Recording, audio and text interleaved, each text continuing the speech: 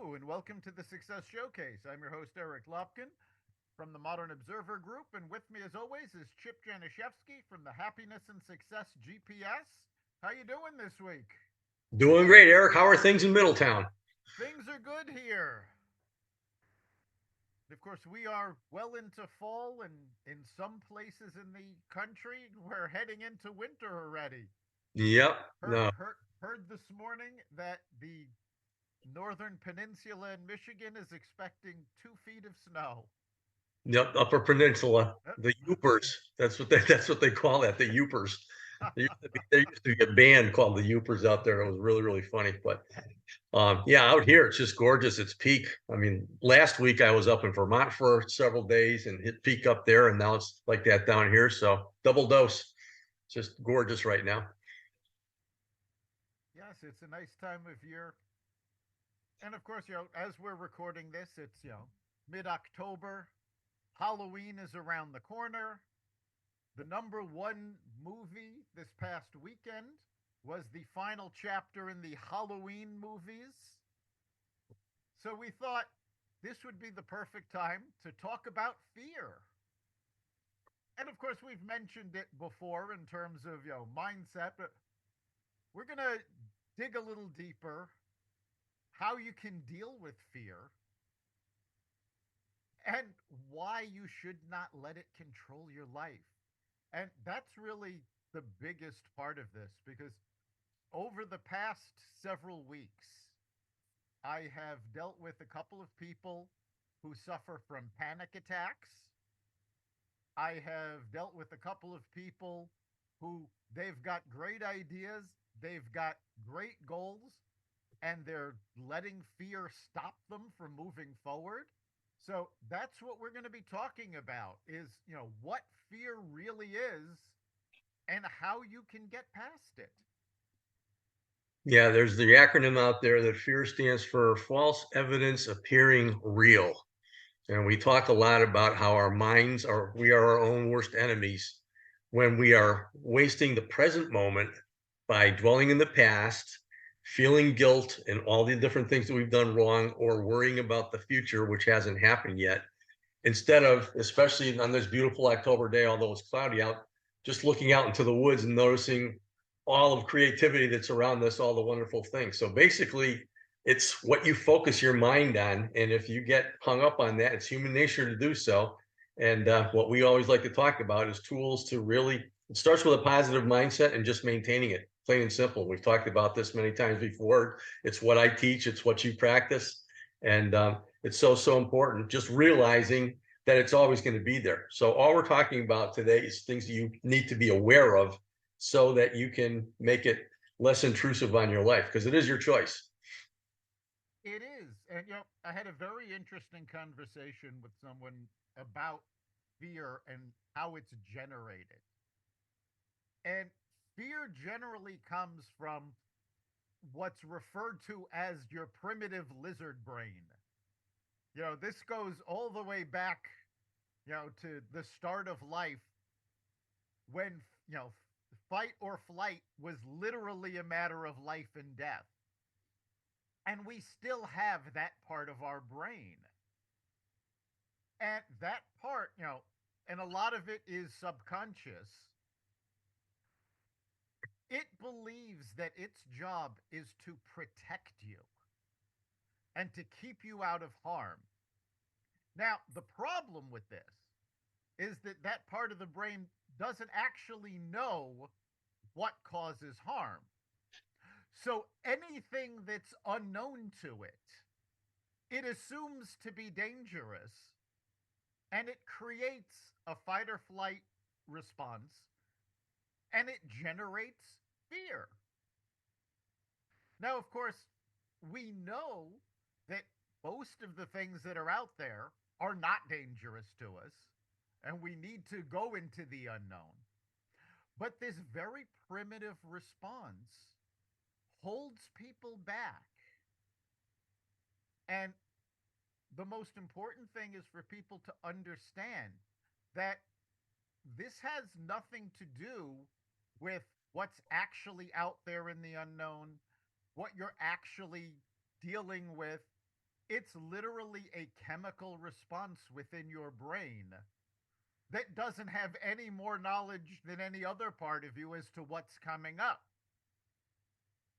Unfortunately, a lot of people tend to give this feeling a lot more importance than it deserves. Yeah, And I like to use the term slavery. It's mental slavery to basically give up your mind to things that you can't control. Now, obviously, there's certain forms of fear, instinctive fear, like danger and so on and so forth. Totally understandable and things you got to watch out for. But again, if you just say, I wonder if this is going to happen, I wonder if that's going to happen, that's part of it too. But in these days and ages, especially over the last 20, 30 years with the internet and everything else that we're surrounded with, it's the influences that we surround ourselves with. Okay. It's growing up. It's all the media that we're watching and listening to. It's listening to people's opinions and so on and so forth. It's wondering if you measure up to other people and so on and so what they're thinking about and that kind of thing. And these are the things that bother you the most, because if you are looking to just fit in and please everybody out there, it's never going to happen. And that's mental slavery too, because the bottom line is we were all created wonderful people and so on. We all have a lot going for us. And if you look at this, when I like to use an analogy when I'm talking about positive mindset development and the power of influences and so on and so forth, and slavery type things, I like to use the analogy, I might have talked about this before, of our mind being our own personal courtroom, because we are sitting here thinking about what other people think about us, grading ourselves and so on and so forth. And so when we're sitting there in the courtroom, there's one person there. We are the accused. We are also the judge. And I actually use a visual of an empty jury box because there's nobody there in the jury. And the reason there's nobody in the jury is because they're all in their personal courtrooms too. We are all the same. And the most important relationship that we have is that with ourselves. And I think Aristotle said that a whole bunch of years ago. So that's what we got to work on. And it starts with working on yourself. And that's what really today's all about as far as overcoming that. absolutely, and I love that courtroom analogy. But where the question that gets asked when fear kicks in is, it's people go, well, what if XYZ happens?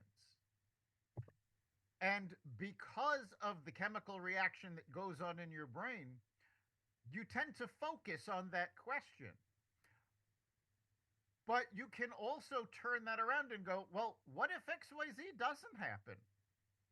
What if ABC happens? What if DEF happens? There are so many things that can happen, and yet we tend to focus on the most negative. And that's where you really have to control your mindsets and get past that.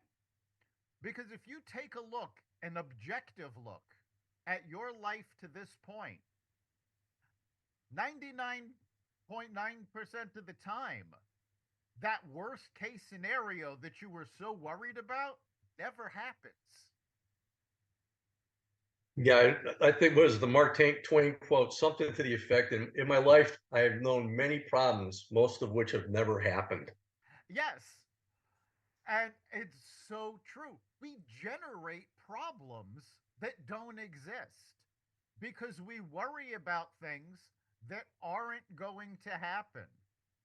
And on a more minor version of this, I've done this hundreds, if not thousands of times, where I know some event is coming up, and I will go through a dozen, 2 dozen different iterations of potential conflicts, conversations, things that can happen. And of course, none of them ever happen. I'm ready for them if they happen, but they never do. And everything generally goes well. So, and we do have to remember there's a difference between being afraid and paralyzed and being prepared. And that difference is we want to be prepared for the most likely outcomes. When we deal in fear and we deal in that paralysis, we're focused on the stuff that's probably never going to happen. Yeah, and one of the things that again, it's all up in your mind. Visualizing positive affirmations. Basically, if you think that something positive is going to happen, whatever you're thinking about is most likely to happen. You are going to attract that in. If you're going in there with all the what ifs and so on and so forth, uh, chances are you might have an awful time because you've worried the whole time. And just like you said, nothing happened. In fact, possibly you ran into some good situations at that meeting that you were terrified of in the past. And you walk away saying, wow, this is really good. It wasn't bad at all.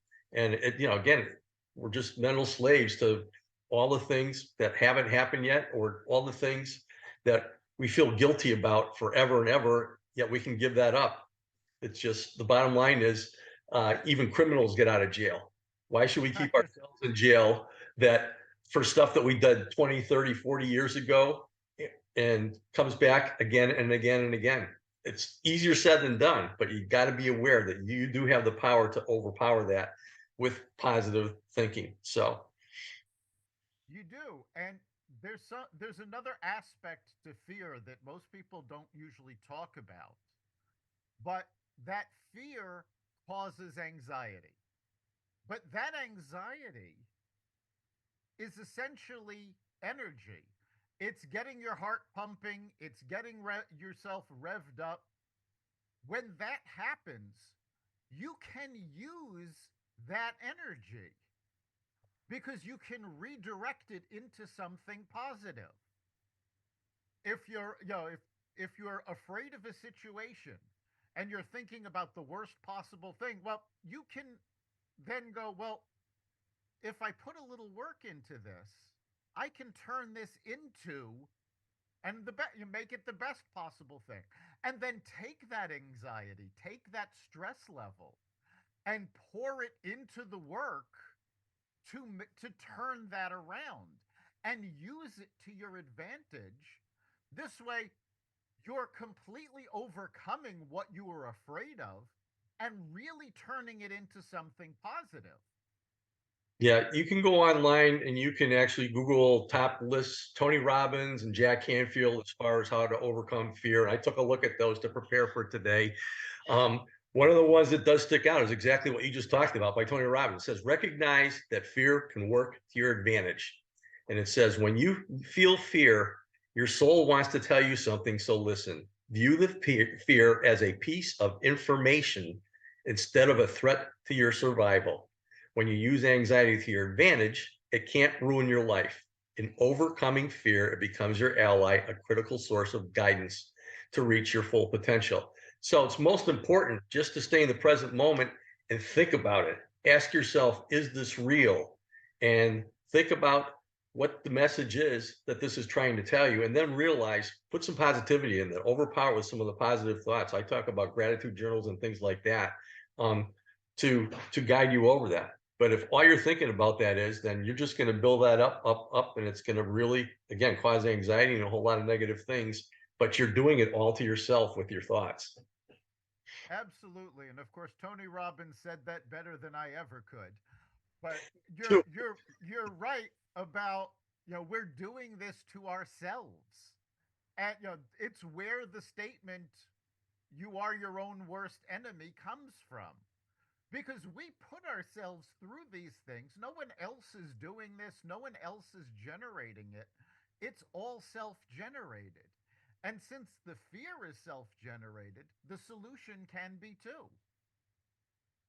Yeah, absolutely. So, I mean, getting back to the positive mindset, I mean, I always talk about that, and I talk about tools, I talk about maintenance method, and I talk about throwing things out. And the tools that you have, very, very simple. I know I've said this before, but be a goofball first thing in the morning. Go to the mirror, smile at yourself in the mirror, give yourself a high five, saying, today, wherever I go, whatever I'm doing, I will be positive. That's right out of the book, The High Five Habit by Mel Robbins. But that's a great way to start the day. And then things like a gratitude journal, and very, very importantly, is mindfulness. And mindfulness, it can be a long period of silence or whatever, but if you just sit there and you contemplate on the overall picture in silence, not saying a word, that goes a a long ways in helping you towards a positive mindset. And then the maintenance method is gratitude. Start a gratitude journal and write down things every day. Start a morning, have a positive morning routine, a positive going to bed routine. And then most importantly is the throwouts. And these are all of our bad habits that are causing these fears in the first place. All the what ifs and so on and so forth, throwing out the past, throwing out what people think about you, criticizing, complaining, all these different things that we do automatically, and throw out your exposure to the media. You have a choice of turning off all the stuff around you and learning about things without exposing yourself every single minute of the day or every 5 or 10 minutes to that. Because the more you expose yourself to that, the more negativity you're going to have in your mind, and the more likely you are to be fearful of everything. Absolutely. And it's so important to have a toolkit that can help you deal with these things. And of course, I tend to rely on what I call the Robbins trilogy, which is Mel Robbins, Tony Robbins, and Baskin Robbins. Oh, Because Tony Robbins and Mel Robbins have put out some great books, some great stuff you can use, and quite frankly, there's nothing quite like a good ice cream cone to get you through things. So that's where Baskin Robbins comes in. I approve that message. But and that is actually something you need to know when you encounter fear, when you start getting anxious. What is it that helps you calm down and focus? And I say Baskin Robbins, as a joke, but quite frankly, ice cream is has actually been proven to be a calming influence on people because people tend to revert back to it's a comforting thing from childhood. And there are a lot of things, a lot of different foods that people have that put them in that comfort zone and go, "Oh, okay, things aren't as bad as I thought." It can be as simple as a cup of hot chocolate. But have that toolkit ready. Know what calms you down. It can be a piece of music that you listen to, a favorite movie that you watch. But when you use these things, they get you into that positive mindset, that comfortable mindset. And then you go, "Oh, okay, it's not so bad. Now that I've gotten past the anxiety part of it, I can deal with what's going on and actually plan for what I was afraid of." Yeah, absolutely. I actually have one of the points from Tony Robbins is a lot of our problems is not achieving goals. So he says, create goals that are musts.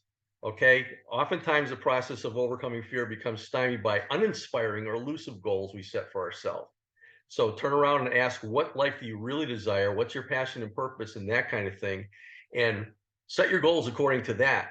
And they will get you a lot more pumped as far as succeeding instead of failure. And then going to Jack Canfield, his very last one is celebrate your successes. And I thought about that as soon as you mentioned Baskin Robbins ice cream and everything else that you can do for yourself, because it's really, really important to do that. A lot of times, one of our biggest problems is that we don't pat ourselves on the back enough genuinely instead of thinking that we're being arrogant.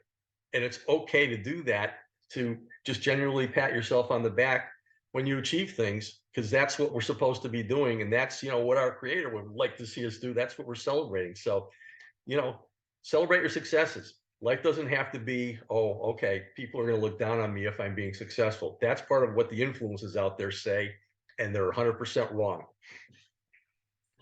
Yeah, people are wrapped up in their own successes and failures far too much to pay attention to yours.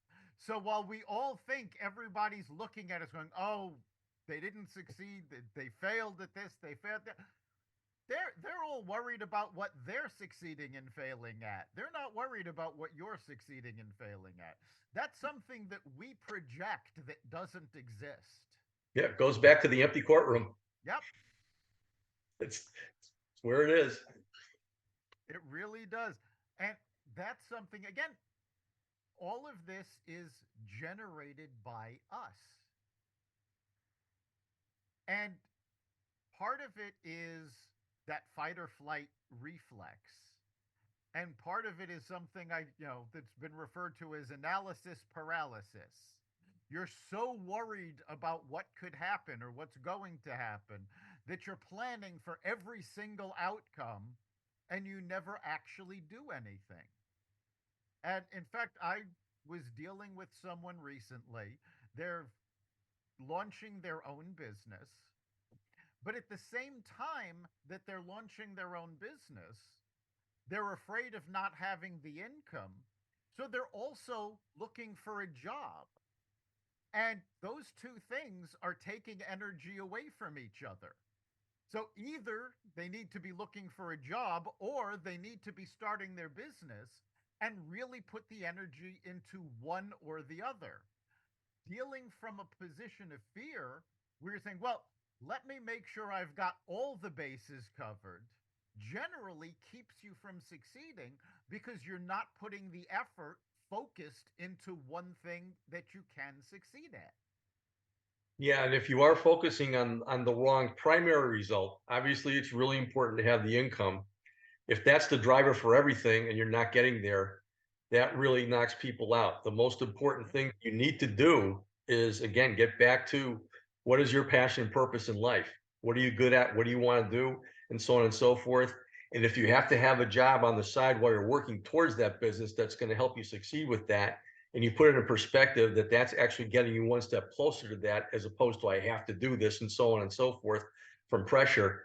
Again, it's all how you look at things. It's all about perspective, which is so important. And perspective is nothing more than how you look at things. Are you positive? Are you negative? You're going to be up and down. But if you can get 51% positive, it makes a world of difference. Comes right out of the law of attraction, the secret from all those years back. Exactly. And, with the toolkit and your perception, you mentioned Jack Canfield. And of course, we've talked about this formula before. It's, event plus reaction equals outcome. If you're concerned about the outcome, if that's what you're afraid of, you have complete control over your reaction to make that outcome what you want. Yeah, actually, I like to talk. It's event plus response Yes. equals equals outcome, because reaction, that's a thought, that's a feeling, and those are always going to be up and down. But your response can be silence, it can be turning thing around, it can be changing the subject. That's what you control, and that's where the mindfulness comes in, is putting that pregnant pause after you react to something and say to yourself, is it worth responding to it? And I use, the Thich Nhat Hanh thing, saying basically simplicity, simplifying things down, ask, is it really real? And then silence, which is just not saying anything, just thinking about it. And then compassion, thinking about the positive results that you're looking for. And if what you're going to do as far as response doesn't achieve that, your best response is silence. Exactly. And sometimes silence is what's necessary. Not just in situations where you need to give yourself that time to figure out your response, but sometimes you need to have silence to decide to walk away. Like I had a situation not too long ago. A friend of mine posted something on Facebook, and it was almost completely factually incorrect. So I said, well, that's not true. And I gave the facts. And their response to that was, no, what I said is absolutely true. So my response was nothing, because they just showed me, okay, they're more interested in their point of view than what's actually the facts. There's no point in arguing it because they don't want to hear another point of view or another fact. So just walk away and let it go. And Yeah. a lot of times that's what you really need to do is just look at the situation and go, okay, I can make the point, I can argue a point, but is anything really going to be gained by that? And if the answer is no, just walk away and let it go. Yep, and we talked about this. Jack Canfield's success principles, how to win friends and influence people. Listen, it's so important not only to listen to people, but listen to understand, even if you disagree with them. And if you can't come to an agreement, just agree to disagree. Right. Because I'm right, you're right. If we disagree on how we're right, there's no book out there that's you can look it up and say, nope, I was right on this one and you were right on that one, and so on and so forth. It just doesn't work that way. But the more that you can listen to understand and appreciate people, this is where the compassion comes in. We're all different. And but we have to respect where everybody's coming from because people all basically came from good. And you got to understand that. So again, the more you get hepped up on what other people think and so on and so forth, you're going to drive yourself crazy and you're going to fear everything. Exactly. And again, my kids used to watch, and I always found it funny because the show it came from was off the air 20 years before either of my kids were born. But there was an old cartoon in the 80s based on the G.I. Joe toys. And at the end of every episode, they would have a little fact and they would go, and now you know, and knowing is half the battle. And my kids loved those clips. And anytime they would learn something, they would go, and now we know, and knowing is half the battle. That's what fear is about.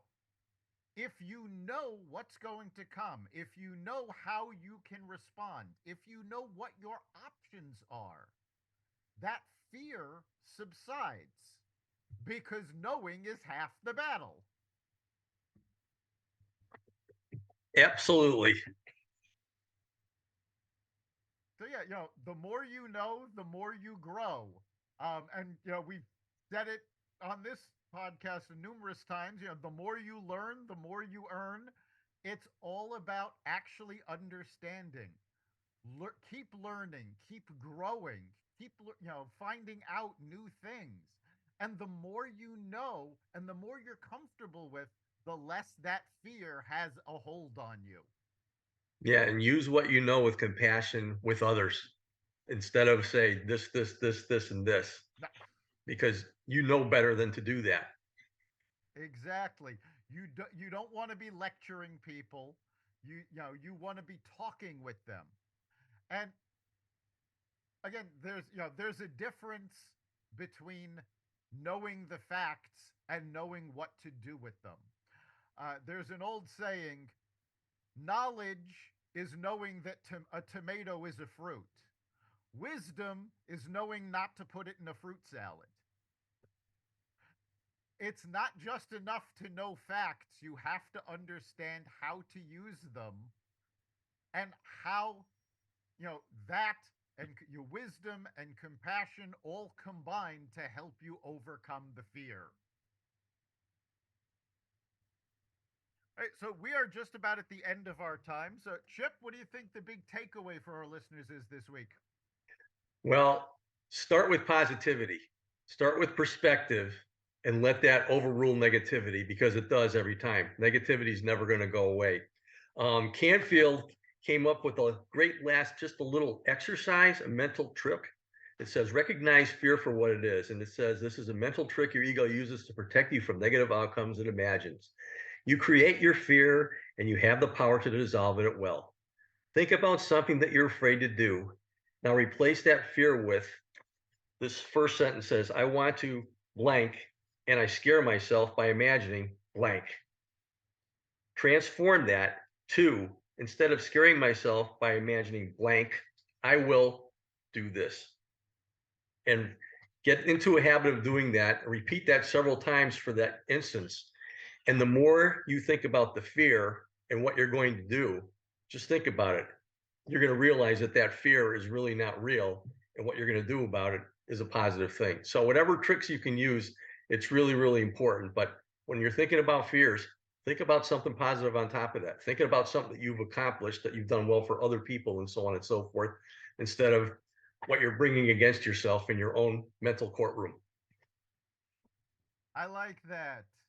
I think for me, the big takeaway this week is The fact that fear is self generated. We are doing this to ourselves and we don't need to. And in fact, people, think of bravery as the absence of fear. That's not true. Bravery isn't the absence of fear. It's moving forward despite the fear and not letting the fear control you. And that's really what it's all about. We're never going to eliminate the fear. We just have to eliminate its control over us. You've been listening to the Success Showcase. You can catch us every week at xvadio.com/podcasts, the Apple Podcasts app, Google Podcasts, Spotify, iHeartRadio, Stitcher, Audible, Amazon Music, and wherever you find podcasts. Remember, make this your best week ever and make next week even better. We'll see you then.